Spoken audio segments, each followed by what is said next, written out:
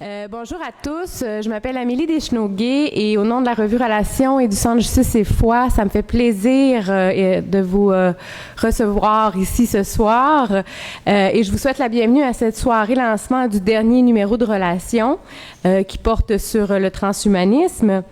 J'animerai cette soirée en remplacement d'Augustin Nicolaou, qui est retourné dans sa Catalogne natale, où on peut le deviner, il ne manquera pas de défis dans les prochains mois. D'entrée de jeu, je vais donner la parole à Emiliano Arpin-Simonetti, qui est l'actuel secrétaire de rédaction de Relations et qui va vous présenter le dossier sur le transhumanisme et ce qui a amené l'équipe de Relations à réfléchir sur ce thème-là. Ça marche? Allô? Ça marche. Ça marche-tu, le... Oui? OK, vous m'entendez bien? Bonsoir. C'est ça, en fait, je vais juste vous présenter brièvement le dossier qu'on a choisi de faire qui s'appelle Le corps obsolète, l'idéologie transhumaniste en question, qui vient tout juste de sortir en kiosque. Nous, ça fait plusieurs années... ça griche. Ça fait quelques années déjà qu'à Relation, on s'intéresse à ces questions-là. On a abordé le transhumanisme un peu par la bande dans d'autres dossiers, entre autres en 2009 sur le dossier sur les technosciences, la boîte de Pandore, qui comportait un long article qui s'appelait « Le transhumanisme ou le monde sans corps ».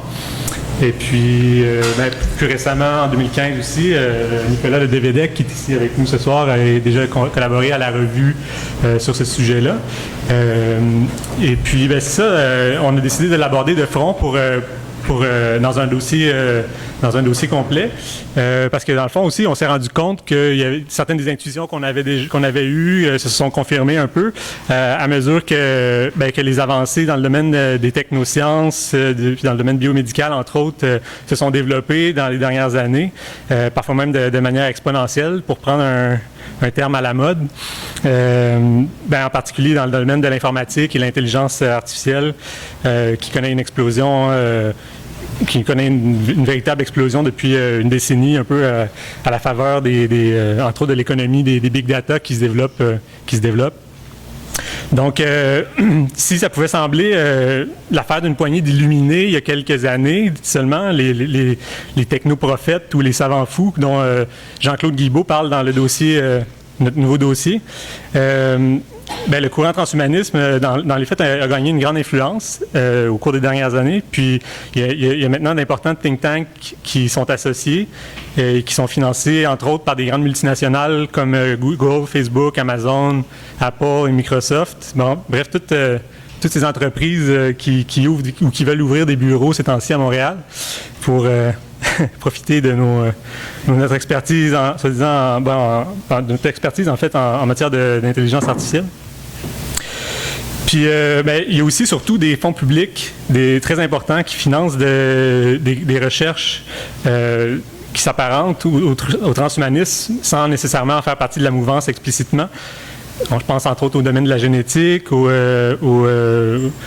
prothèses, implants, corps-machines, entre autres, etc. On a tous vu plus ou moins des innovations, des innovations poindre dans ces champs-là récemment.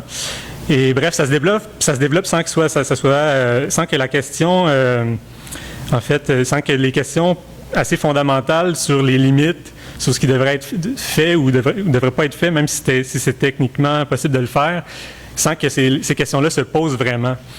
Donc, dans une société néolibérale de la performance comme la nôtre, dans laquelle la marchandisation de tout, même du vivant, s'accélère, entre autres, à la faveur de tous les traités de libre-échange qu'on signe depuis les 30 dernières années.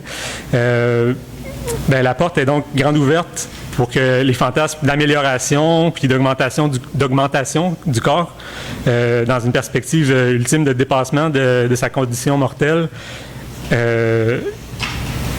c'est ça, la porte est grande ouverte à tous ces fantasmes-là. Et puis, c'est ça que comme Nicolas Le Devedec va vous le présenter peut-être tout à l'heure et qui, en fait, l'aborde dans le dossier. Ouais, c'est ça. Il mentionne entre autres que le lobby de l'immortalité est bien implanté aux États-Unis, au point même où il y avait un candidat qui, lors des dernières présidentielles, qui faisait concurrence à Hillary Clinton et Donald Trump pour le poste de président. Donc, ben voilà, l'horizon de l'immortalité, c'est peut-être un peu moins immédiat comme horizon, mais dans l'immédiat, ce qui est à nos portes, c'est aussi l'augmentation des corps et des cerveaux dans le but de les soumettre encore plus à l'exigence de productivité, à l'exigence du tout au travail tout le temps, et non pas d'émanciper les êtres humains grâce aux avancées technologiques, même si certaines de ces découvertes-là, dans le champ biomédical, entre autres, ont des effets bénéfiques ou prometteurs dans certains domaines précis. Donc, d'où le titre de la soirée qu'on vous propose ce soir, qui est le fantasme transhumaniste, amélioration ou aliénation. Parce qu'en fait, tous ces discours qui nous promettent un avenir libéré des défaillances du corps, qui sont nombreuses, comme on le sait tous, puis comme ce soir, on en fait l'expérience avec la chaleur qu'il fait. On aimerait ça qu'on avoir un petit ventilateur intégré peut-être, je sais pas. Mais bref, plus sérieusement, si on a des parents ou des proches qui vivent la maladie, on connaît tous les limites que nous impose le corps. Cela dit, c'est ça, le projet transhumaniste est d'abord mené par des forces du technocapitalisme, dans le but d'intégrer nos vies de manière de plus en plus inextricable à toute l'infrastructure technique du capitalisme. Puis on en est arrivé à un nouveau degré, au fond, un nouveau degré de ce que Marx désignait comme le mouvement du mort qui se saisit du vif pour sa propre production, hein, le mort étant le fruit du travail, mort, en fait, toute l'infrastructure, disons, pour dire rapidement, technique qui découle de la production. Donc, d'où la nécessité urgente de s'intéresser au dessein des transhumanistes et de poser à la démesure une réflexion qui est vraiment ancrée dans le vivant. Et puis, c'est ce qu'on a essayé de faire avec ce dossier, qui, j'espère, vous plaira si vous l'avez pas encore lu. Puis, avec cette soirée aussi qui vise à le complémenter puis à aller un peu plus en profondeur sur des aspects qui sont moins abordés dans les pages de la revue. Voilà, bonne soirée. Je vous laisse en compagnie de nos invités. Merci.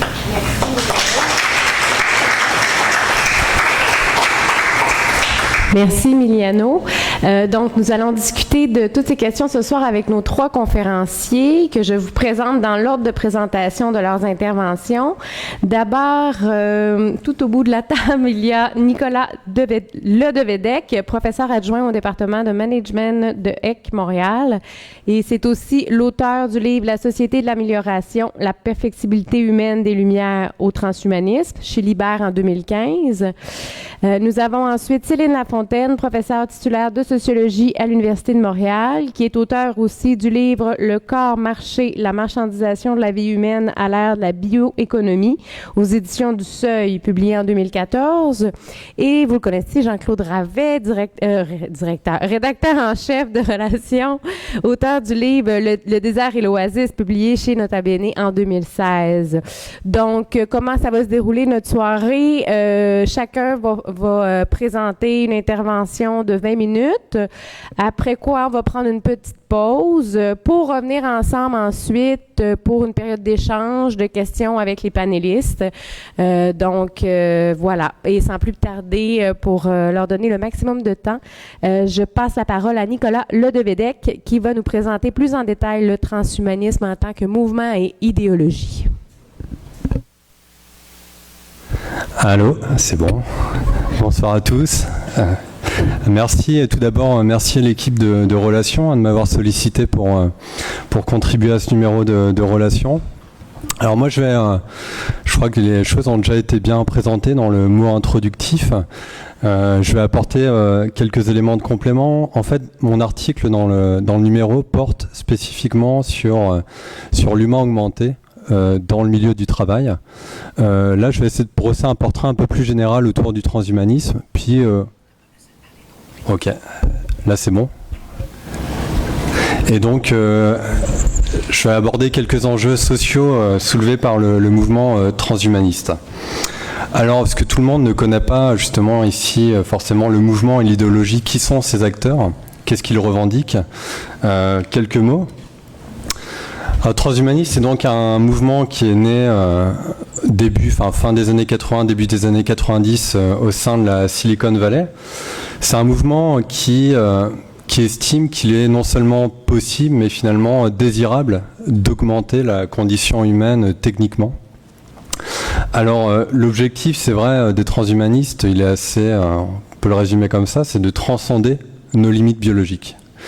L'idée ici, c'est pas de petites modifications qu'ils ambitionnent, l'idée c'est justement de passer à un nouveau stade de l'évolution d'une certaine manière. Donc passer d'un stade de l'évolution naturelle à un stade qui serait entièrement maîtrisé grâce aux nouvelles technologies.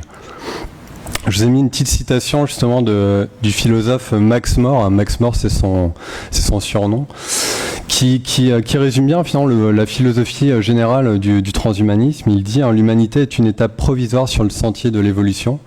Nous ne sommes pas le zénith du développement de la nature. » Donc il y a vraiment cette idée dans le transhumanisme donc de dépasser l'humain biologiquement pour accéder à ce qu'ils appellent un stade post-humain. C'est-à-dire le stade d'un humain qui serait augmenté, amélioré, affranchi finalement de toutes les limites biologiques.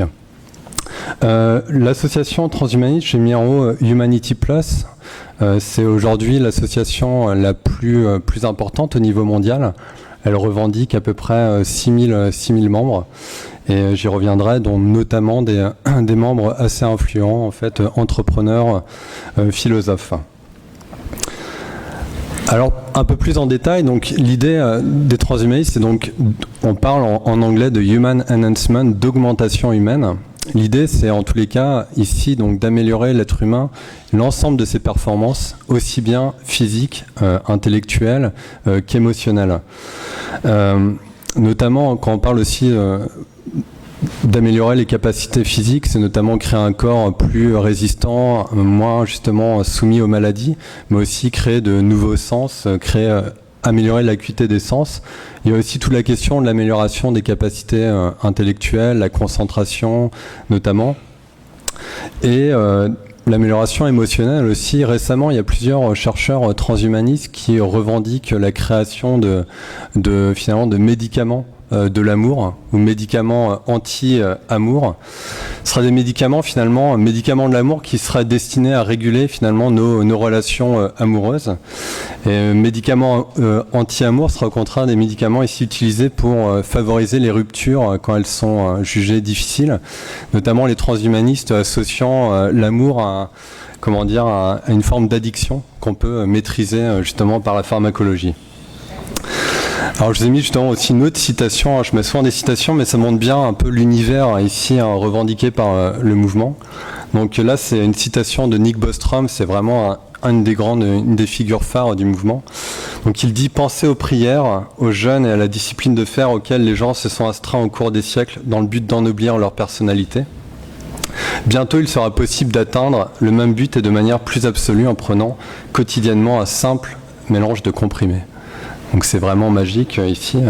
Petite image en passant aussi du film Limitless, c'est vraiment un film qui montre justement ici, c'est très exploité aujourd'hui par l'industrie du cinéma hollywoodien, cet imaginaire de l'humain augmenté. Donc il montre vraiment une personne ici qui va avoir recours à un médicament pour justement accroître sa créativité et qui d'un écrivain raté va devenir petit à petit une véritable star dans son domaine. Et puis je vous vends la fin du film qui finit par devenir président des États-Unis à la fin. Donc bref, on est vraiment dans le mythe ici du surhomme hollywoodien. Alors la revendication quand même ultime des transhumanistes, il y a aussi, je ne l'ai pas dit, mais il y a quand même l'idée aussi de maîtriser évidemment la procréation. Ils revendiquent ce qu'on appelle un eugénisme libéral, c'est-à-dire une forme on pourra décider des traits caractéristiques de nos enfants sous une forme qui ne serait pas imposée par l'État, mais librement consentie, choisie par les individus. Et à l'autre spectre finalement de la vie, il y a la mort, et repousser la mort. tuer la mort, c'est finalement la revendication ici ultime du mouvement transhumaniste. Ce qui est particulier d'ailleurs, parce que vraiment ici, puis Céline l'a étudié, on voit que dans le transhumanisme, il y a tout un discours qui stigmatise justement la mort et le vieillissement qui sont apparentés finalement à des formes de maladies, des maladies qu'on pourrait simplement guérir pour atteindre un état, alors c'est pas d'immortalité mais d'amortalité. L'idée c'est qu'on pourrait toujours mourir par choix, mais pas par vieillissement. Donc voilà, il y a plusieurs aussi chercheurs en ce sens, dont notamment Aubrey de Grey qui affirme que l'homme qui vivra 1000 ans est déjà né. Alors, ça peut paraître effectivement un petit peu farfelu, puis certaines idées prêtent des fois à sourire dans le mouvement transhumaniste. Il faut voir que c'est quand même un mouvement assez influent. Il y a plusieurs acteurs au sein du mouvement qui ont des positions de pouvoir relativement importantes. C'est une nébuleuse d'acteurs, le transhumanisme. Il y a des philosophes, des bioéthiciens, des ingénieurs, des entrepreneurs de plus en plus, mais aussi de nombreux membres de la société civile qui appartiennent à des associations dans plusieurs pays qui ont essaimé depuis plusieurs années. Donc il y a des chercheurs de renom, un ensemble d'associations, de think tanks aussi vraiment qui propagent les idées transhumanistes. À gauche, je vous ai mis donc, j'en ai donné une citation tout à l'heure de Nick Bostrom.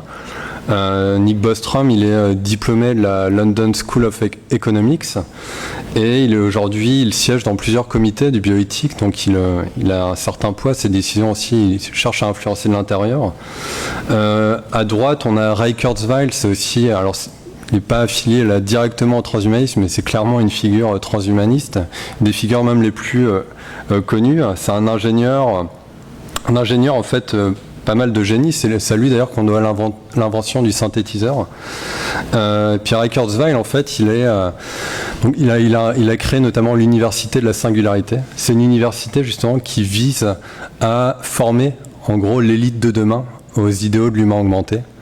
Donc à former toute une génération d'entrepreneurs. Et l'université de la singularité, il y a plusieurs antennes qui ont été créées en dehors des États-Unis, récemment, notamment en France. Ray Kurzweil aussi, il a été embauché, il travaille également pour la DARPA, pour l'armée américaine. Donc on sait qu'ici, l'humain augmenté, le milieu militaire, c'est un des milieux vraiment importants, un des grands laboratoires finalement de l'humain augmenté. Et puis aussi, à partir de 2012, Ray Kurzweil, il a été recruté par la firme Google comme conseiller justement sur les questions liées au repoussement aussi de la mort. Alors ça m'amène justement à toute cette question aussi économique, aussi derrière le transhumanisme. Il y a toute une industrie, c'est ça qu'il faut voir aussi derrière le transhumanisme, une industrie montante de l'humain augmenté, à travers l'émergence d'une multitude de start-up qui capitalisent sur un ensemble de promesses autour de l'humain augmenté. Alors je vous ai mis le cas ici récemment, c'était en 2016, la création de la start-up de l'entreprise Neuralink, de l'entrepreneur Elon Musk. Donc Neuralink, c'est une entreprise qui vise finalement à développer notamment des implants cérébraux, puis à créer en fait une forme de connexion de plus en plus étroite entre l'humain et la machine. Évidemment, j'ai mis à droite ici Google qui est vraiment aujourd'hui un des fers de lance du transhumanisme. Les créateurs de Google sont vraiment des transhumanistes convaincus et ils investissent massivement depuis quand même maintenant plusieurs années dans les sciences du vivant et notamment sur les recherches pour repousser les limites de la vie et vaincre la mort. Il y a toute une firme chez Google consacrée à cette question de la lutte contre le vieillissement qui s'appelle Calico et donc dans lesquelles Google a investi justement pour ses recherches de repoussement du vieillissement. Donc on voit qu'ici, de ce point de vue, c'est quand même un mouvement à prendre au sérieux. Aussi dans le mot introductif, ça a été souligné, puis on m'a vendu un petit peu ma surprise. Mais effectivement, le transhumanisme aussi s'exporte en politique depuis quelques années. Il y a plusieurs partis politiques. Tout récemment, il y a un parti qui a été créé en Allemagne. Il y a aussi deux représentants politiques, deux petits partis politiques en Angleterre. Et donc effectivement, on a le parti aussi américain ici, le parti transhumaniste créé par Zoltan Istvan, qui est un écrivain à la base et qui s'est lancé donc dans la campagne présidentielle de 2016. Son objectif, c'était pas tout à fait d'accéder au pouvoir. Il était assez lucide sur son propre compte, même si on a vu que tout était possible depuis. Malgré tout, il a vagabondé au sein du territoire des États-Unis pour finalement propager les idéaux transhumanistes et puis justement les diffuser auprès de la population américaine. Alors donc c'est un mouvement, on le voit, qui est quand même relativement à prendre au sérieux. En même temps, je pense qu'il faut prendre aussi beaucoup de recul sur beaucoup d'effets d'annonce dans le mouvement. Donc là, je vais vous présenter quelques éléments aussi d'analyse. Puis notamment, des points aussi importants, c'est de voir, je crois, finalement, le transhumanisme, c'est aussi le produit de transformations en fait socio-historiques qui sont plus profondes et sur lesquelles ici, moi, c'est des recherches que j'ai menées, mais aussi avec justement Céline, à qui je dois beaucoup, ce que j'ai travaillé dans le cadre de ma thèse sur le transhumanisme d'un point de vue socio-historique. Il faudra que le transhumanisme s'ancre quand même dans des modifications donc historiques qui datent pas d'il y a 2-3 ans. Le sociologue, notamment anglophone, Nicholas Rose, parle de l'avènement à l'issue de la Seconde Guerre mondiale, ce qu'il appelle une nouvelle forme de biopouvoir, politique de la vie. C'est une nouvelle forme d'instrumentalisation de la vie. En fait, il montre que, notamment à l'issue de la Seconde Guerre mondiale, la santé, la quête de la vie, en fait, va devenir une valeur ici centrale dans les sociétés occidentales. Notre sociologue, Karine Knorr-Cetina, parle justement de l'avènement d'une culture de la vie qui va progressivement s'installer, au détriment, elle montre, d'une culture sociale et politique qui était portée notamment à travers les idéaux des Lumières, de l'humanisme des Lumières. Je vais y revenir juste après. Donc c'est vraiment cette idée qui est ici essentielle à mon sens, c'est qu'il y a vraiment un basculement qui s'est opéré depuis quand même de nombreuses décennies, où on n'est plus dans l'idée de changer le monde ou d'améliorer nos conditions de vie sociale, mais on est dans l'idée de changer la vie, de modifier, d'optimiser la vie en soi. Et de ce point de vue, le transhumanisme, c'est vraiment aujourd'hui une manifestation extrême de ce basculement historique. J'ai mis aussi le cas d'une citation ici de l'Organisation mondiale de la santé en 1947 qui redéfinissait la santé de cette manière comme un état de complet bien-être physique, mental et social qui ne consiste pas seulement en une absence de maladie ou d'infirmité. Donc on n'est vraiment plus dans la perspective ici simplement de soigner, mais déjà dans une médecine qui se revendique d'une médecine d'amélioration qui prend en charge de plus en plus le bien-être et l'ensemble des conditions de vie sociales des êtres humains. C'est ce que notamment le philosophe Michel Foucault appelait l'extension du domaine ici de la médicalisation au sein des sociétés occidentales. Alors, le transhumanisme, c'est un peu la manifestation aujourd'hui extrême de cette transformation. C'est ce que je reprends encore une citation de la sociologue Karine Knorr-Cetina. Elle dit: ce qui est devenu pensable aujourd'hui dans une rupture par rapport aux idéaux des Lumières, ce n'est pas la perfectibilité de la société par des moyens sociétaux, mais la perfectibilité de la vie. On est avec le transhumanisme, il y a un abandon de la question politique. On n'est plus dans l'idée de changer le monde politiquement le monde. On est toujours dans l'idée, au contraire, de s'améliorer soi-même, de changer soi-même pour s'adapter aux conditions de vie sociales telles qu'elles sont. En l'occurrence, les conditions de vie, j'y reviendrai, du système aussi capitaliste. On le voit bien, dans le transhumanisme, l'idée de perfectibilité, c'est une perfectibilité qui se réduit à celle de l'individu et à celle de la maximisation de ses performances individuelles et techniques. Il n'est jamais véritablement question d'un projet de société, d'une amélioration de nos conditions de vie sociales et politiques. Alors c'est une rupture importante historiquement à l'égard de l'humanisme des Lumières, je le soulignais. Je vous ai repris ici quelques éléments, mais dans l'humanisme des Lumières, la quête de perfectibilité humaine, elle est vraiment centrale, elle est vraiment très importante. Elle a une double dimension. Alors, je ne sais pas si vous voyez bien, c'est écrit en petit, mais chez les Lumières, il y a une dimension, effectivement, il y a une quête, évidemment, technoscientifique de maîtrise de la nature, y compris de la nature humaine, du corps humain. Deux citations, celle de Francis Bacon, donc vraiment, là on est dans les révolutions scientifiques du XVIIe siècle, qui écrivait à la fin de son Utopie de la Nouvelle Atlantide: prolonger la vie, rendre à quelques degrés la jeunesse, retarder le vieillissement, guérir des maladies réputées incurables, amoindrir la douleur, etc. Donc on voit que ce sont des idéaux qu'on retrouve aujourd'hui exprimés dans le transhumanisme qui ont des racines aussi profondes dans la modernité occidentale. La même chose chez Condorcet un siècle plus tard. Il dit « Serait-il absurde maintenant de supposer que ce perfectionnement de l'espèce humaine doit être regardé comme susceptible d'un progrès indéfini, qu'il doit arriver un temps où la mort ne serait plus que l'effet d'accidents extraordinaires ?» Il y avait déjà cette ambition, on le voit, donc de repousser les limites de la vie et du vieillissement. Déjà 5 minutes, ça passe très vite. Alors, en même temps, il y avait chez les Lumières une dimension plus fondamentale qui était donc une dimension politique. Je reviens ici notamment à la philosophie de Jean-Jacques Rousseau. C'est à Rousseau qu'on doit l'invention du terme perfectibilité humaine. Et chez Rousseau, l'idée de perfectibilité, c'est loin de se réduire à une quête de maîtrise scientifique technique de la nature. Ça a une signification sociale et politique beaucoup plus fondamentale. C'est celle d'améliorer nos conditions de vie sociales. Le terme perfectibilité, il apparaît dans un discours qui est resté célèbre, et c'est pas anodin, le discours sur l'origine et les fondements de l'inégalité parmi les hommes. Et dans ce discours, finalement, Rousseau, il invente la notion de perfectibilité pour montrer que l'être humain, c'est un être d'une certaine manière plastique, ou du moins où la société dans laquelle il vit, c'est une création humaine. C'est non pas le produit de la nature ou de Dieu, c'est une création humaine sur laquelle les êtres humains ont la possibilité d'agir. Et donc, ils ont la possibilité de la changer. Donc, il y a vraiment cette idée chez Rousseau qu'on peut changer la société, on peut, et non pas justement d'être dans une logique d'adaptation, on peut remettre en question de manière réflexive nos conditions de vie sociale. Donc, la quête ici de perfectibilité, elle est profondément politique, et je dirais que c'est un peu le ferment de l'idéal démocratique aussi, en tant que tel. Dans le transhumanisme, je dirais qu'il y a l'oubli ici complet justement de cette dimension sociale et politique qu'on retrouvait dans l'humanisme des Lumières. Au contraire, dans le transhumanisme, c'est jamais notre environnement social, notre système tel qu'il est, qui est remis en question. C'est toujours l'être humain. En fait, c'est toujours le corps humain, la vie humaine qui sont d'une certaine manière stigmatisés, qui sont vus comme problématiques. Alors un exemple ici vraiment paradigmatique, c'est encore une citation de Max More, qui est un des premiers ici transhumanistes. Il se base vraiment sur une critique vraiment de la nature humaine.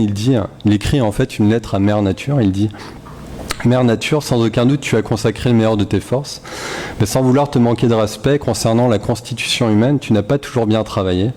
Tu nous as fait vulnérables aux maladies et aux blessures. Tu nous obliges à vieillir, à mourir, juste au moment où nous commençons à atteindre la sagesse.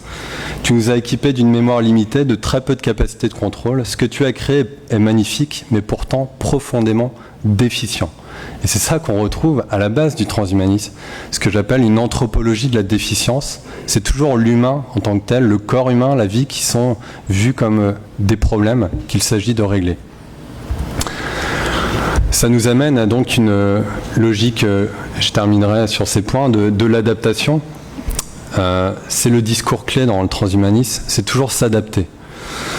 J'ai mis un exemple ici d'un ouvrage de Persson et Savulescu, qui sont aussi deux autres figures du transhumanisme, qui disent qu'aujourd'hui, on est effectivement confronté à des problèmes sociaux, même écologiques, à une échelle globale, mais jamais ils remettent en question, finalement, notre système économique, politique tel qu'il est. Jamais ils remettent en question des normes telles que la croissance indéfinie, le développement indéfini. Au contraire, ils vont incriminer un sens moral, biologique, humain, archaïque. Selon eux, le gros problème, c'est que finalement, on a un sens moral qui date de la préhistoire et qui n'est pas du tout adapté à nos nouvelles conditions sociales et économiques. Donc leur solution, elle n'est pas du tout évidemment politique, elle est au contraire assez typiquement transhumaniste comme raisonnement. La solution, elle est toujours celle technique, biotechnologique. En l'occurrence, ils proposent notamment de créer des médicaments pour améliorer l'empathie, le sens social des êtres humains, pour être à la hauteur des défis sociaux contemporains. Alors, donc voilà, je vais peut-être conclure sur ce point. C'était vraiment cette idée ici, puis on aura l'occasion d'en discuter un peu plus, je pense, durant les questions, mais aussi tout le lien au capitalisme, et notamment aujourd'hui, je dirais, l'humain augmenté, l'humain exploité dans les milieux de travail avec les technologies d'augmentation, qui sont à mon sens des enjeux sociaux très concrets, qui se posent bien au-delà des délires transhumanistes. Donc voilà, merci, puis je cède la parole à Céline.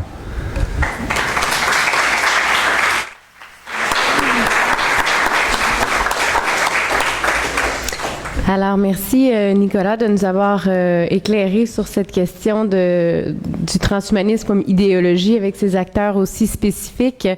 Ce qui nous amène à l'intervention de Céline Lafontaine qui va nous montrer comment le transhumanisme est bel et bien en acte aujourd'hui, notamment dans les grands projets de recherche en bioéconomie qui sont orientés sur les technosciences où une même logique y est déployée sans que ça soit nécessairement nommé comme un transhumanisme. Alors, bonsoir tout le monde. Est-ce que vous m'entendez? Ça fonctionne? Non? On m'entend pas? Ça va? Oui, bonsoir. Avant de commencer, je veux remercier toute l'équipe de relations, spécialement Jean-Claude Ravet pour son travail, puis dire aussi publiquement tout le respect que j'ai pour cette revue qui m'a sollicité plusieurs fois, mais malheureusement, mon temps fait en sorte que... Bref, je suis très contente d'être ici ce soir. Donc, aujourd'hui, ce que j'ai décidé de faire, c'est un peu prendre à rebours la question du transhumanisme. Comment ça fonctionne? Ici. Ah, c'est ici. Bon, OK. Donc, c'est-à-dire que de plus en plus, surtout en France, je me suis aperçue que les débats autour de la question du transhumanisme, finalement, faisaient en sorte de polariser les enjeux et aussi, en bioéthique, on l'utilise beaucoup, une espèce de...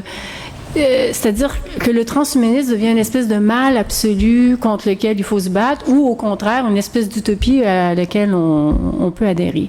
À mon sens, la question qui, moi, m'intéresse, c'est le transhumanisme, pour moi, il est plutôt le symptôme, c'est-à-dire les conditions de possibilité de l'apparition du transhumanisme comme discours recevable, comme discours avec, comme Nicolas l'a démontré, très organisé aussi, avec des institutions, évidemment, au cœur d'un certain capitalisme. Mais, à mon sens, les questions que soulève le transhumanisme sont beaucoup plus larges, beaucoup plus profondes, beaucoup plus complexes et touche finalement chacun et chacune d'entre nous dans la définition même de ce qu'est un être humain. Et ça, depuis plusieurs années, mais au moins canalisé à travers le projet, justement, d'améliorer, comme Nicolas l'a bien montré, après la Deuxième Guerre mondiale, l'OMS qui fait de la santé un droit fondamental. Et ce droit fondamental est lié, il faut toujours se mettre dans le contexte de l'Holocauste, est lié avec la volonté de construire un monde où un état complet de bien-être physique, psychologique et moral pourra être atteint. Donc, là, moi, ce qui m'intéresse, c'est de comprendre justement depuis les années 80, parce que le transhumanisme, Nicolas y a fait un peu référence, qui est né comme mouvement en tant que tel à la fin des années 80, est indissociable d'un autre mouvement beaucoup plus important et beaucoup plus large qui s'appelle le néolibéralisme et qui s'inscrit à travers toute une transformation de l'économie et de notre rapport au monde.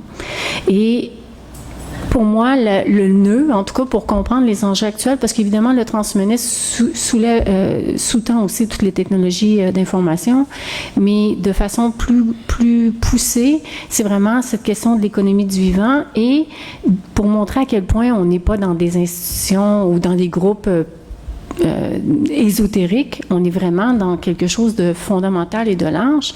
L'OCDE, en 2009, a publié un rapport qui s'appelle « La bioéconomie Horizon 2030 », qui est justement un programme qui finalement ne fait que mettre en ligne ce qui est déjà présent depuis les années 80 dans les politiques des sciences de la vie partout en Occident et aussi en Asie, c'est-à-dire une volonté de transformer l'entièreté du vivant, de l'utiliser comme plus-value économique, c'est-à-dire que les processus vivants, les gènes, les cellules, évidemment en agriculture c'est clair, et du côté de la médecine, mais aussi du côté de l'industriel avec la biologie synthétique, deviennent la source d'une nouvelle plus-value. Donc, c'est ce qui va permettre de poursuivre la croissance. Parce qu'il faut comprendre que le contexte dans lequel on est, c'est un contexte qui, à partir des années 80, il y a eu la crise du pétrole aux États-Unis, qui a fait en sorte que on a commencé à voir les limites environnementales, les limites du modèle de croissance qui reposait sur le carbone. Et la réponse à cette limite-là de la part des autorités américaines, ça a été justement de valoriser la recherche sur le vivant, notamment la génétique, afin justement de court-circuiter, parce que le vivant, c'est un processus négantropique, c'est un processus qui permet de combattre ultimement la mort et la décroissance. Donc, les processus biologiques détournés sont devenus la source de nouvelles plus-values. Ce que je dis souvent à mes étudiants, le plus simple, c'est les OGM. Hein? Donc, on a transformé des organismes, on les a modifiés génétiquement pour les adapter à une nouvelle économie avec soit des valeurs de productivité, soit pour contrer des effets sur l'environnement, notamment les pesticides. Donc, la bioéconomie, c'est vraiment la transformation de l'ensemble des processus vivants en plus-value. Donc, la source de la plus-value, la source du capital va être dans ces processus biologiques qui sont évidemment renouvelables et qui nous permettent de pouvoir modifier les corps, mais aussi modifier l'ensemble du vivant. Donc, se mettre en place, moi, ce qui m'intéresse, c'est la bioéconomie du corps humain. Le sang, évidemment, l'historique est beaucoup plus long, mais le sang, d'ailleurs, qui commence à être privatisé au Canada. Le commerce de l'organe, des cellules. J'ai plutôt travaillé sur la question des cellules souches, les tissus, les gamètes, les embryons. Donc, le corps humain est déjà, en tant que processus biologique, déjà au cœur d'un immense marché et ça ne fait qu'augmenter. Les fondements juridiques, ça c'est important parce que finalement, la bioéconomie, ce que j'essaie de vous donner en ce moment, c'est les bases pour à partir duquel on peut penser les effets du transhumanisme ou l'origine du transhumanisme. Et donc, les fondements juridiques de la bioéconomie, c'est le Bayh-Dole Act. Hein, c'est en 1980, deux sénateurs américains qui ont permis, et ça c'est vraiment important dans toute l'histoire de l'économie du savoir, qui ont permis justement la privatisation par le biais du brevet de recherche faite à même les fonds publics. Donc, cette possibilité de breveter les recherches faites à même les fonds publics a mis en place une économie du savoir, une économie de l'innovation, notamment dans les sciences de la vie, qui va faire justement de ce mot innovation que vous entendez tous les jours, à chaque jour dans chaque chose, le fondement d'une nouvelle politique de la croissance économique. Et l'enjeu, c'est vraiment cette possibilité de manipuler le vivant. Et deuxième base juridique de la bioéconomie, c'est l'arrêt d'Aman Charkaoui qui a permis justement le brevetage d'une première bactérie qui avait pour fonction, qui a été modifiée génétiquement, qui avait pour fonction de pouvoir assimiler le pétrole dans le cas de marée noire. Donc, on est encore là dans une réponse à la crise environnementale. Donc, la bioéconomie, sa caractéristique, c'est une économie de la promesse. Et c'est une double promesse. Promesse de croissance. Hein, regardez la politique qui vient de sortir en août du gouvernement libéral sur les sciences de la vie, qui est un ode au néolibéralisme, où ce qu'on propose comme horizon de la recherche, c'est de baisser les impôts pour les startups. Donc, la course à l'innovation et au brevetage donne lieu à une économie de la promesse, donc la promesse économique, la promesse on investit énormément dans les sciences de la vie avec cette idée justement que ça va nous permettre de maintenir la croissance, de créer des emplois et que ça nous permet aussi d'être dans un développement durable puisque le vivant est renouvelable. Et une seconde promesse qui, elle, est beaucoup plus profonde au niveau anthropologique, c'est-à-dire qu'on n'est pas les seuls à avoir voulu atteindre l'immortalité, vaincre la maladie, combattre les faiblesses humaines. Et donc, cette double promesse, à la fois économique, à la fois une promesse d'une santé parfaite et d'un corps parfait, évidemment, alimente tout le développement de ce qu'on appelle aujourd'hui le biocapitalisme et qui est à l'échelle internationale et qui crée des inégalités sociales à l'échelle internationale, notamment entre les pays du Sud et du Nord. Donc, l'économie de la promesse, évidemment, elle court-circuite le transhumanisme lui-même parce que là, on a Calico, qui est l'entreprise fondée par Google avec l'idée justement de vaincre le vieillissement. Ça, c'est un des enjeux majeurs du capital actuellement. C'est la lutte contre le vieillissement, le plan Alzheimer en France dans les années 2000. C'est vraiment cette volonté de vaincre le vieillissement puisque le vieillissement est devenu pour les sociétés occidentales un facteur perçu comme un facteur de décroissance économique. Donc, la biocitoyenneté, c'est un autre concept. Une fois la bioéconomie, c'est le contexte dans lequel on est actuellement. Et pour essayer de comprendre à quel point ça touche chacun et chacune dans notre représentation de nous-mêmes, dans notre représentation du monde, et à quel point on est affecté par ces changements-là, il y a un concept qui s'appelle biocitoyenneté. Encore là, je fais référence à ce que Nicolas vient de dire, c'est-à-dire en 1946, la santé qui est définie comme un état complet de bien-être physique, mental et social. Il ne consiste pas seulement en une absence de maladie ou d'infirmité. Si on se place dans le contexte de l'après-Deuxième Guerre mondiale, c'est vraiment une réponse à l'Holocauste. C'est le peu de positif qu'il y avait dans l'histoire, c'est concentré sur le corps et cette possibilité justement d'affirmer la vie face à l'hécatombe totale.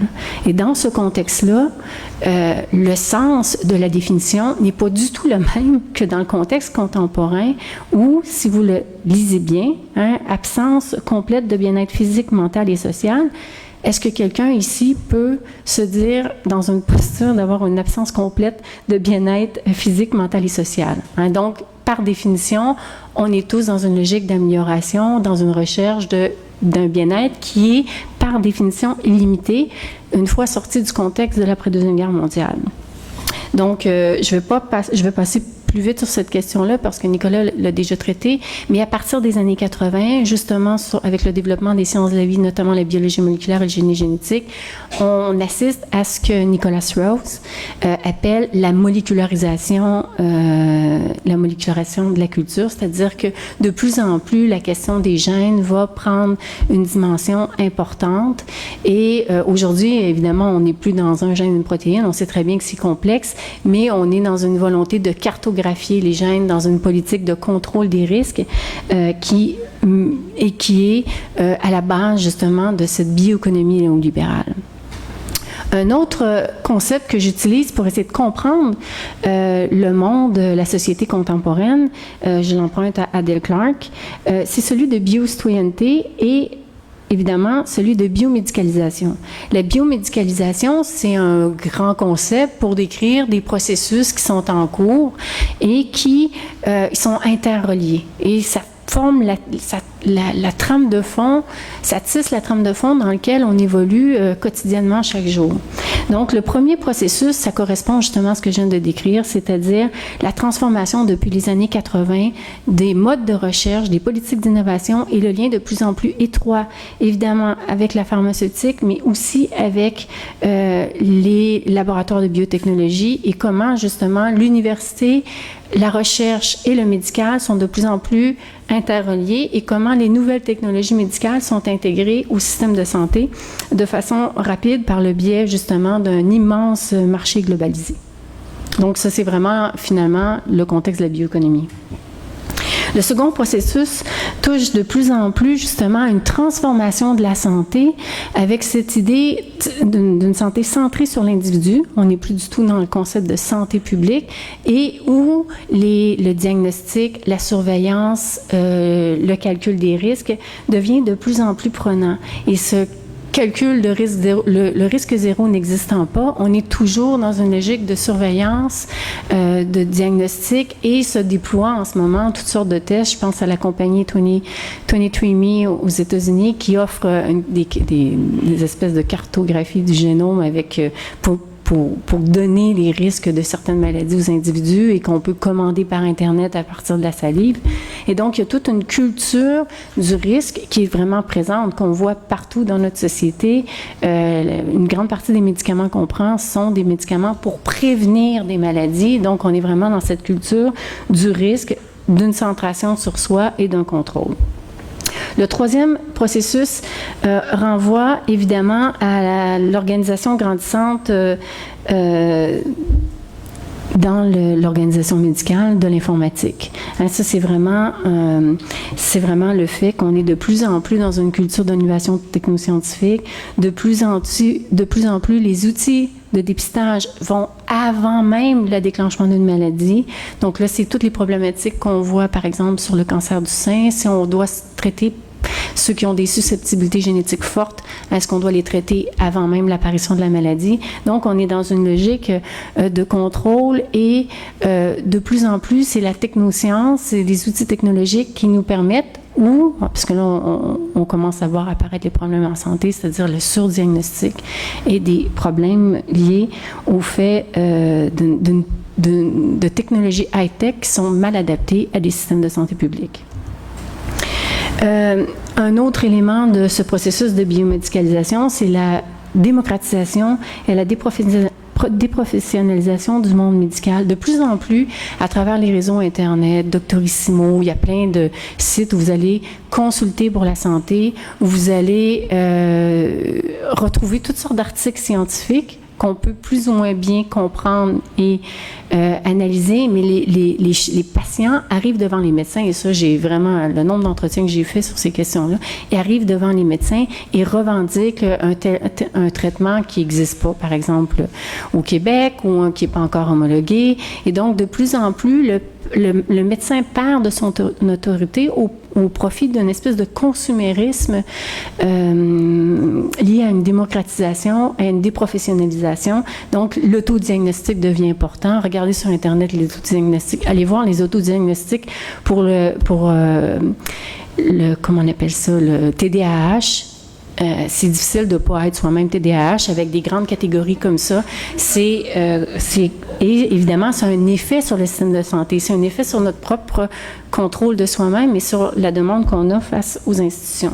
Le 5e processus correspond, c'est celui qui m'intéresse le plus et qui coupe évidemment la question du transhumanisme, c'est l'émergence de nouvelles représentations du corps et de l'individualité qui vont être de plus en plus centrées sur une logique identitaire liée à une bios-20, c'est-à-dire qu'on voit apparaître des groupes de patients qui vont militer pour dans le but de faire reconnaître une maladie, une condition, tout ce qui touche l'aide médicale à mourir, tout ce qui a touché évidemment les technologies de reproduction et c'est un des grands moteurs du biocapital.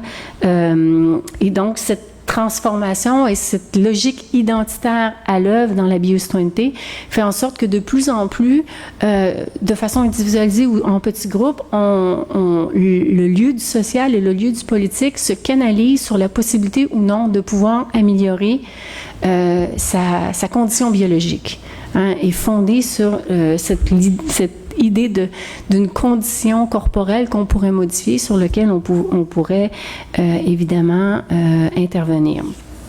Oh mon Dieu! Donc, toutes ces questions-là reposent évidemment nous ramènent à un concept très, très simple qui est celui de Gary Becker, le capital humain. Gary Becker, prix Nobel d'économie, qui parlait justement de capital humain. Et dans le capital humain, la dimension santé devient de plus en plus importante. Donc, le corps comme élément, comme un capital individuel sur lequel on doit investir. Et ce capital individuel sur lequel on doit investir devient l'enjeu dans nos sociétés de toute une redéfinition du rapport à la santé, d'une redéfinition des rapports humains. Évidemment, on le voit dans le système de santé, c'est la privatisation grand P, mais c'est aussi, par exemple, là, j'ai pris l'exemple de la bioassurance où on offre aux gens de pouvoir congeler les cellules souches de sang de cordon sans aucune étude scientifique sérieuse qui prouve que les cellules de sang de cordon pourraient être utilisées en médecine régénératrice. Pour l'instant, elles ne sont utilisées que pour le traitement de la leucémie et dans le cas des cellules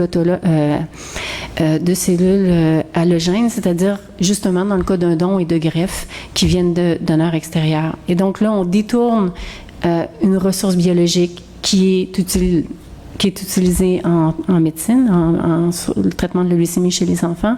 Et là, on privatise avec cette idée justement qu'on va investir dans son futur, dans le futur de ses enfants, dans le futur de sa famille. Et là, on voit à l'œuvre justement tout un nouveau rapport au corps comme capital, comme investissement à faire sur sa propre vitalité.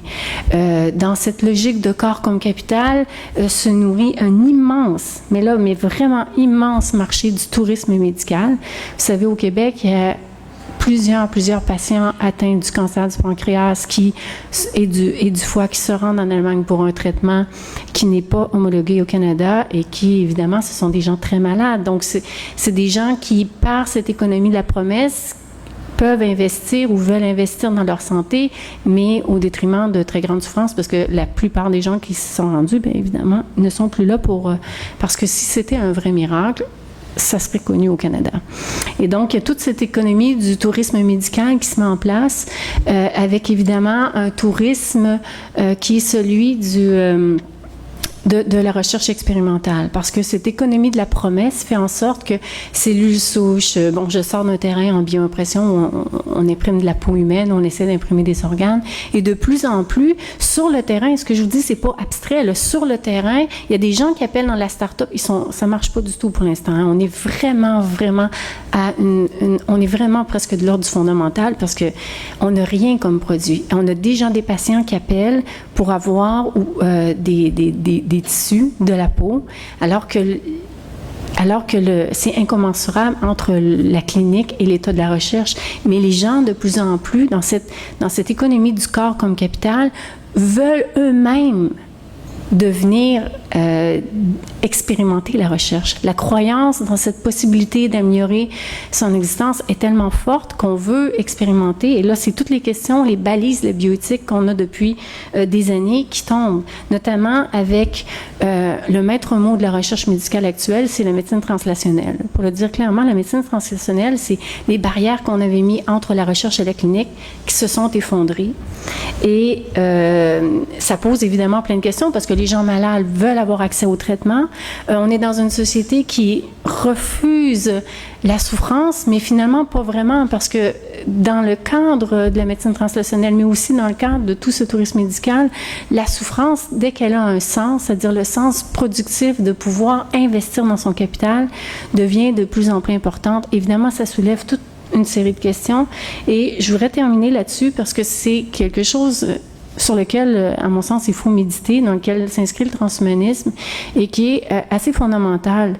La distance historique, on le voit d'ailleurs avec les élections allemandes d'hier, la distance historique qui nous éloigne de la Deuxième Guerre mondiale fait en sorte que les règles de la bioéthique qui s'étaient élaborées à partir du procès de Nuremberg ne correspondent plus aux normes actuelles. C'est-à-dire cette idée d'un capital santé, d'investir sur son corps, de cette volonté de l'individu contemporain dans une logique néolibérale de pouvoir expérimenter sur son corps à volonté, ben c'est le reversement des principes de Nuremberg. Et donc, on est face à l'effondrement des balises éthiques qu'on connaissait, et donc tout reste à repenser. Merci.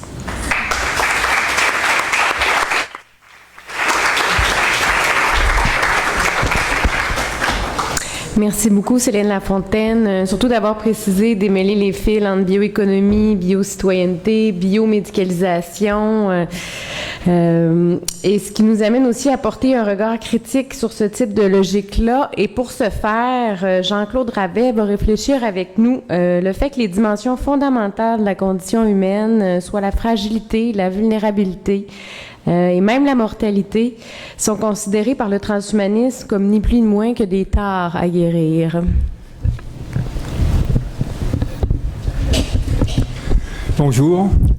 Alors, ma tâche à moi, c'est de réfléchir un peu sur cette révolution anthropologique que le transhumanisme essaie d'implanter, d'imposer comme une fatalité. Nous sommes alors qu'on dit que l'idéologie est derrière nous, que nous sommes en face maintenant de la raison et de la technologie tout à fait objective, nous sommes en plein dans l'idéologie. Hein. L'idéologie, au sens d'Arène, était la logique d'une idée. Hein, et la logique d'une idée qui va à l'extrême et qui entraîne toute la totalité complexe de la vie dans une voie restreinte. Alors on est en face de cette révolution anthropologique, comme le mentionnait Amélie, parce qu'elle touche précisément la condition humaine. Et ça se fait de telle manière que on en arrive à considérer cela comme une fatalité. Et justement, et je reviendrai en prenant un cas très précis sur cette promesse d'immortalité comme la cristallisation de cette idéologie, non pas parce qu'elle va être réalisable, cette immortalité, mais parce qu'elle entraîne toute une conception, toute une manière d'être qui la rend possible, imaginable, même si elle ne se réalisera pas. Et l'idéal, donc, dans cette idéologie, cette idée qui déploie ses potentialités, c'est réduit à une conception étriquée de la vie comme étant réduite à ses composés chimico-physiques de la vie. Et tout, la machine, à l'humain, à la plante, à l'univers, tout cela est comme aplati, comme une seule et même chose. Et donc toutes les spécificités du vivant disparaissent par la même, comme à travers ce continuum. Alors, il y a cette logique qui se déploie en vient à coloniser précisément la vie, à la réduire à sa logique technoscientifique.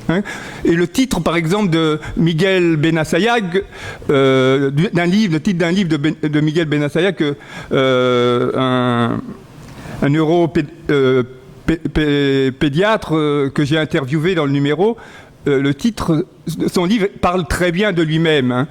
Un cerveau augmenté, mais un homme diminué, rapetissé. C'est-à-dire que cette logique-là de vanter la promesse de la puissance, de l'augmentation, c'est l'objectif en quelque sorte, ou le résultat et l'aboutissement de ce déploiement de cette logique, c'est de réduire la vie à une forme restreinte d'expression. Donc une vie rapetissée, sans profondeur, sans intériorité, qui privilégie justement la logique de l'utilitarisme, du fonctionnel,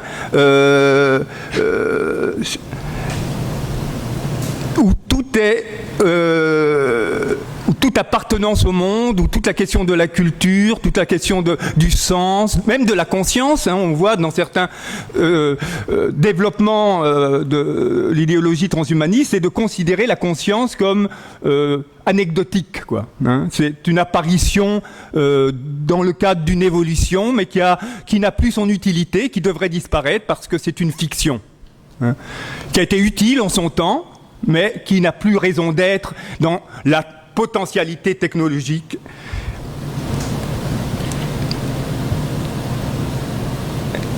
Donc, et ça se déploie justement j'ai parlé de cette idéologie scientiste physicaliste qui réduit la vie à ses composés physico-chimiques, mais on le fait aussi à travers la logique qui est la même forme de réductionnisme de l'ingénieur, d'ordinateur. Les organismes vivants, les sciences de la vie, finalement, sont arrivées à se voir, à voir dans les organismes vivants des algorithmes, tout simplement, des algorithmes biochimiques. Et donc, et que ça soit l'univers, la nature et les êtres vivants, c'est la même chose. Ce sont des algorithmes, et c'est le flux de données et sa contribution au traitement de données qui détermine la valeur ou non de toute chose. Donc l'idéal est finalement abouti à un idéal inhumain. Un livre d'un prof en littérature qui est cadre adjoint doyen aux étudiants à McGill, Olivier Diens, lui prône justement cet éloge de la condition inhumaine, comme étant le propre de la vie, un vivant qui n'est plus vivant, quoi. Et cette réductionnisme se fait justement à travers, par exemple, l'intelligence artificielle, en concevant l'intelligence comme la capacité de résoudre des problèmes. La capacité de résoudre des problèmes. Ça, c'est l'intelligence. Et donc tout ce qui est de l'ordre du relationnel, de l'histoire, du sentiment, de l'émotion, des récits, tout ça c'est des déchets en quelque sorte qui n'ont pas de sens dans le déploiement de l'intelligence. Et le rêve, c'est justement d'éplucher justement ce surplus inutile pour en arriver justement au déploiement de la seule intelligence en tant que capacité de résoudre les problèmes. Et donc ça, c'est vraiment donc ce réductionnisme utilitariste fonctionnel. J'aime bien la phrase d'un philosophe mathématicien qui dit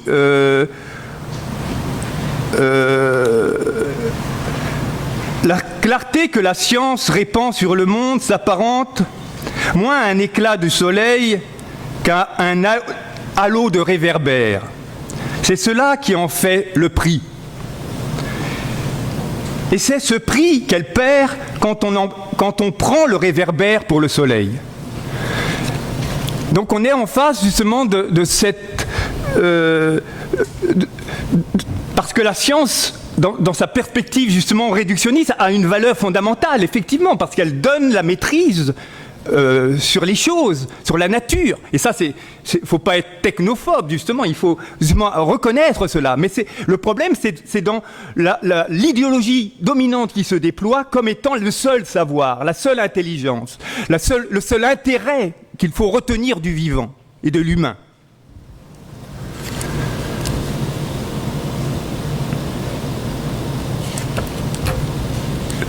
Je reviendrai justement, comme je vous disais, à cette promesse d'immortalité, parce qu'il me semble à moi toucher le cœur de l'idéologie transhumaniste. Un des grands théoriciens du transhumaniste disait que le vieillissement et la mort sont des tyrans. Et il faut s'en libérer. Donc cette conception justement du vieillissement et de la mort comme des tyrans, comme une tyrannie, qui ne prive du droit à la vie, du droit à la vie fondamentale, qui serait contre justement à être contre le droit à la vie. Mais il dit, parce que à ce droit à la vie, il n'y a pas de date de péremption. Donc on comprend là, justement dans cette mentalité le réductionnisme marchand de cette perspective-là. La vie comme justement sans date de péremption, comme une marchandise éternelle qui se déploie dans le temps. Mais alors que justement chez le mot tyran, qui est un mot grec, signifie celui qui s'est affranchi de toute limite. Alors on voit justement que le tyran, qui serait la mort, est dénoncé par une autre forme de tyrannie, qui est celui d'en appeler à l'abolition de toute limite, de toute mesure. Nous sommes dans le renversement d'une logique justement des Lumières qui mentionnait de devenir maître de la nature, mais on devient tellement maître de la nature qu'on devient soi-même un objet dans la maîtrise de cette nature, dans la perte justement de la subjectivité. Parce que la vie, s'attaquer à la mort ou au vieillissement, c'est aussi, donc, dans la construction idéologique, s'attaquer à la finitude de l'être humain. Finitude, justement, dans laquelle l'être humain s'est confronté depuis la nuit des temps, pour construire son récit, construire ses relations, construire ses représentations et sa compréhension d'une conscience humanisante qui se déploie dans la nature et dans les relations humaines. Conscience de l'éphémère, du précaire, d'être dépendant des vivants.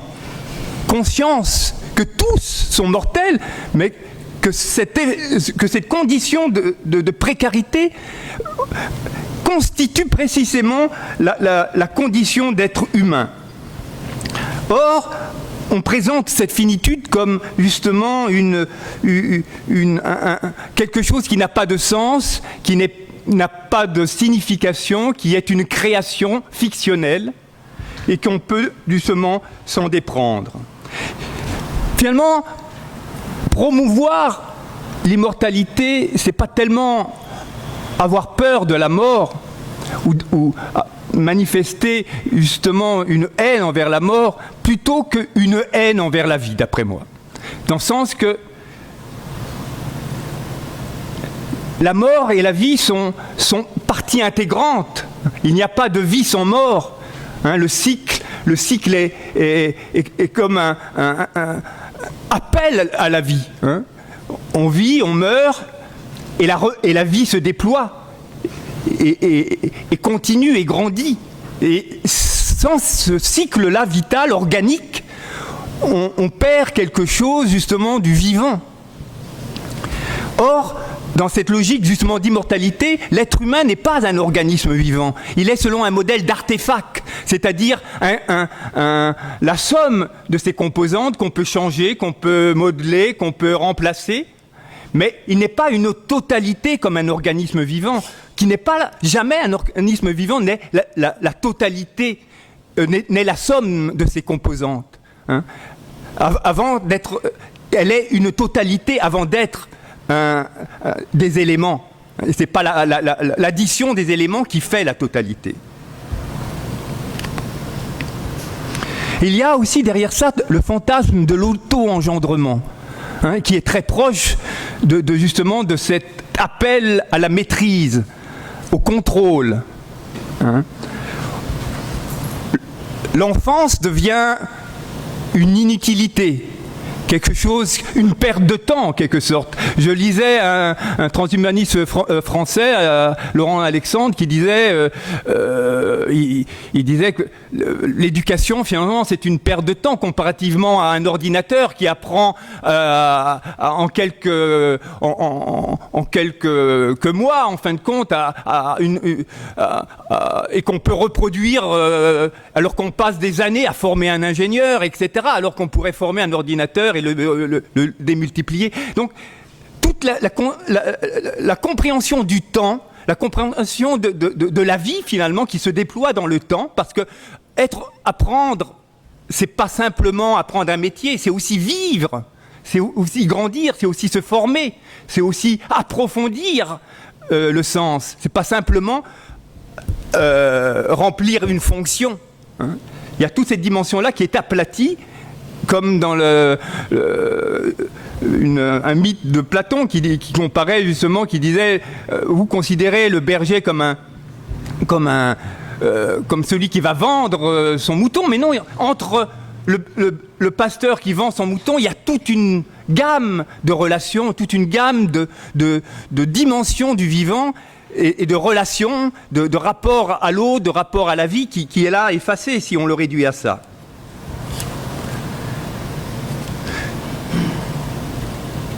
Il y a l'idée donc de la limite aussi qui est évacuée.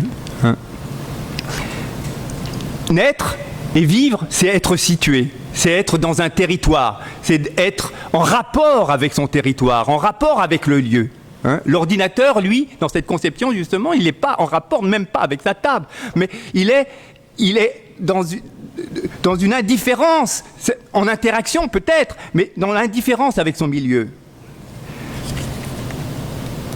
Il y a aussi l'évacuation de la solidarité, de la compassion, de la gratuité.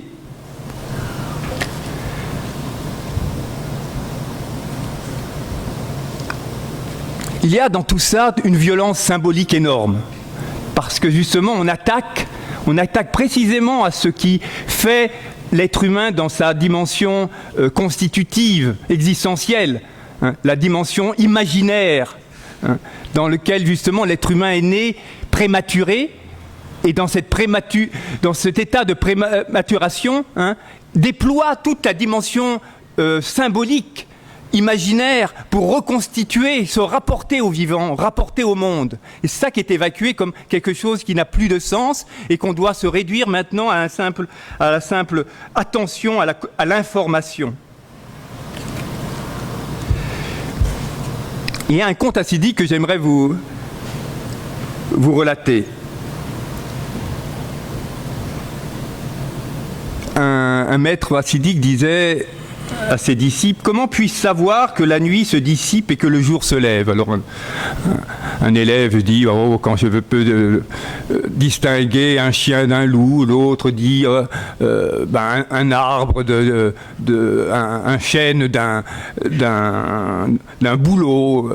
Le maître le dit non. Alors tout le monde pense, réfléchit, se creuse la tête, et le maître dit, lorsque vous rencontrez un visage étranger et que vous voyez votre frère ou votre sœur, en vérité, voilà le signe que le jour vient de se lever. Et c'est cette dimension-là de l'altérité de la naissance qui est évacuée. Dans l'appel à l'immortalité, à l'appel à la bannissement du vieillissement, cet appel parce que la naissance, c'est la reconnaissance que je ne suis pas auto-gendré, mais je suis avant tout reçu, accueilli. Il y a un monde avant moi, un monde qui m'a accueilli, qui me permet d'être dans la relation, dans les émotions, dans l'attention, dans l'amour. Et c'est dans cette dette-là, de la naissance, que je peux maintenant agir, que je suis appelé à transformer cette dette en don, à redonner, moi, à mon tour, cet accueil que j'ai reçu pour recontinuer la vie et donc sentir que on n'est pas justement des êtres individuels ratatinés, coupés les uns des autres, autosuffisants, qui est la négation même du vivant. Antonio Porcia écrivait, qui est un philosophe argentin, écrivait une parole superbe. Tu croyais que détruire ce qui sépare était unir. Tu as détruit ce qui sépare et tu as tout détruit. Parce que rien n'existe sans ce qui sépare.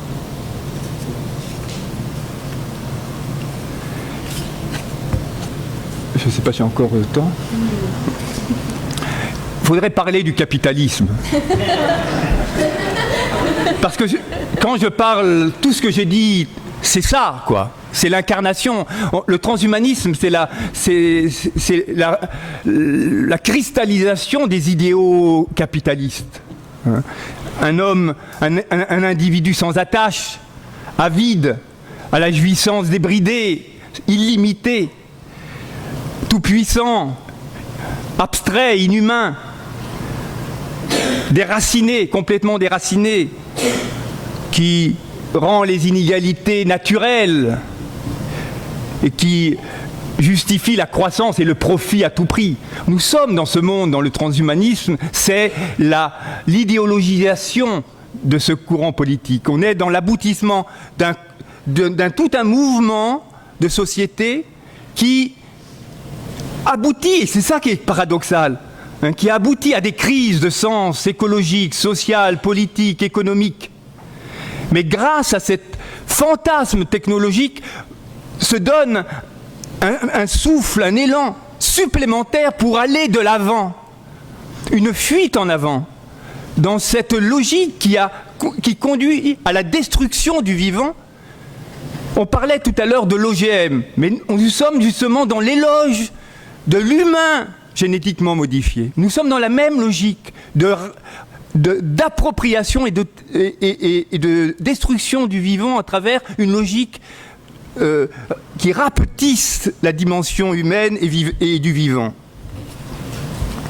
Nous sommes donc en face d'un combat idéologique. Il y en a plein qui sont justement des intellectuels organiques, on peut en nommer plusieurs, et dont un, je pense que Yuval Noah Harari, je pense que c'en était un. Il s'est présenté avec un l'Homo sapiens d'une manière qui a été loué à travers justement un livre qui a été loué par Obama comme étant un livre fondamental à lire, etc.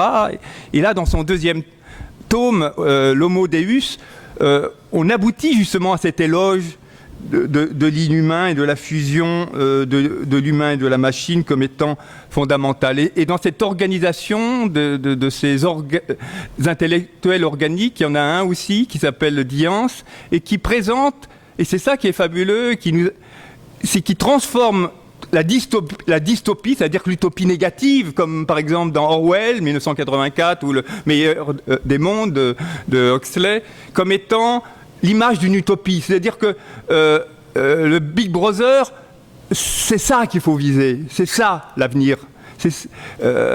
L'homme génétiquement modifié, voilà l'avenir, voilà, et c'était ça que les auteurs voulaient nous dire et nous donner à croire. Et quand Kafka parlait de la métamorphose de K en Cangrela, ben voilà, c'était l'expression même de la vie qui se modifie et qui dépasse les frontières du genre, etc. Nous sommes en phase justement d'une récupération idéologique de tout un discours pour en aboutir à cette utopie inhumaine qui se présente dans toute sa banalité, dans toute sa candeur. Donc il y a un grand effort de décoloniser cette offensive idéologique, c'est décoloniser l'imaginaire qui est de plus en plus justement reçu comme évident dans nos sociétés. Et surtout faire confiance à la puissance de la vie qui se manifeste dans la fragilité, dans la vulnérabilité, dans la solidarité, dans l'amour et dans l'attention à l'autre. Merci.